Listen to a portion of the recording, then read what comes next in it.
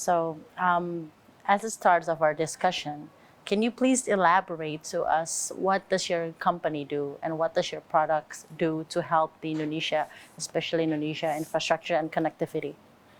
So in Indonesia, the connectivity infrastructure is evolving. And when we saw an opportunity in 2021, we came here. And this company has been operating at a scale which has been quite aggressive, you can say. And specifically AsiaNet, which has a brand called Unifiber, which is our fiber network on the ground for fiber to home, fiber to enterprises. So this particular brand Unifiber, we are promoting as uniting communities across Indonesia. So our aim is that fiber is going to be the key for economic growth. It is all the home broadband or broadband connectivity in Indonesia is going to enhance education, entertainment, science and technology, as well as a lot of growth in terms of economic prosperity for this country. How do you see, how do you see the Indonesian market for your company? Yeah, Indonesian market, if you see today, it has got hardly 17% of the connectable homes. There are 80 to 85 million connectable homes in Indonesia, out of which we have connected hardly 17%. And there is a huge opportunity. Even if you want to go up to 40 to 50%, there is huge opportunity for us to grow, right? And majorly, if you have seen, the large cities or Jabodetabek area is quite well connected. But as we move into the smaller cities and secondary towns, the connectivity is still not there on fiber. So if you want to use a broadband beyond 10 Mbps or 20 Mbps speed, then fiber is the only reliable connectivity solution. That's why we see a huge opportunity in Indonesia, and next 8 to 10 years we want to participate in this growth. Well, thank you so much for that commitment. How do you see the challenge as well for the Indonesian market and landscape? You mentioned that first of all you started in Jabodetabek, but that when you venture out to the other geographical locations, there are a lot of challenge because of our inequality in terms of literacy and then the infrastructure, the technological advancement. How do you see the current this challenge and landscape? Yeah, we see it as opportunity. Oh, okay. Because that kind of gap in demand, because there is an extremely high latent demand by people for these kind of services. And second is, we also see an opportunity to contribute to the country in terms of bringing technical skills, bringing global standards, bringing the global infrastructure, global standard infrastructure, and also participate in the economic growth of this country. So we don't have a short-term view of our business. We have a very long-term view of our business.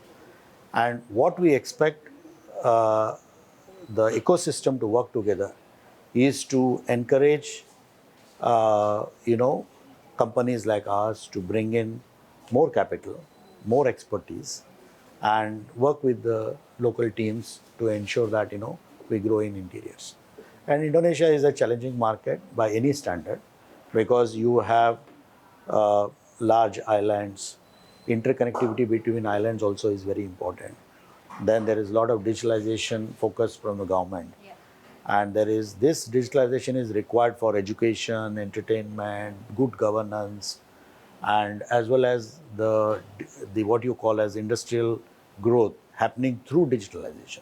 So all this is important. So from that perspective, I think we see a huge opportunity here. What are the main factors that are most important in determining investors' decision to invest in connectivity infrastructure in Indonesia, in your perspective? Connectivity from a perspective of fiber connectivity, we have 2-3 key, let us say, gaps to fill. One of the biggest is what we feel is the permitting regime, where we have to bring more clarity and ease of processes as far as the permitting for laying the cable is concerned. Because in the cities and in the states or the regency and in the provinces, the uniformity of the rules are not there yet. It is evolving. So what we expect is that the authorities, the relevant, ministry, they give, and Komdigi, they give more emphasis on this, and they provide clear, what we can say, guidelines for these activities. And then we see that, always there is a challenge with respect to the regulations. Yeah. And also there are challenges with respect to the training and development of technical manpower. Okay. So all these things, I think. Human resources. Human resources. So I think these are all, I wouldn't say they are gaps. They are basically the opportunities which we can grow and we can create together. Wonderful perspective. Prakash, how does your company communicate with the regulators of Indonesia? As this company of yours will benefit millions of people in Indonesia, so it has to enhance and align together with the regulatory that is being implemented by the regulator. So far, how do you communicate with the regulators? See, basically, we are part of the ecosystem, and we are partnering with other similar companies. We have industrial associations like ABG, ABJATEL, and we participate in their discussions. We create papers, we create recommendations, suggestions, and those are communicated to at the right forum, at the right place to the authorities. And we also participate in various events that are organized by the ministry and government. And we use these forums to communicate our concerns, our recommendations, our technical papers to the government.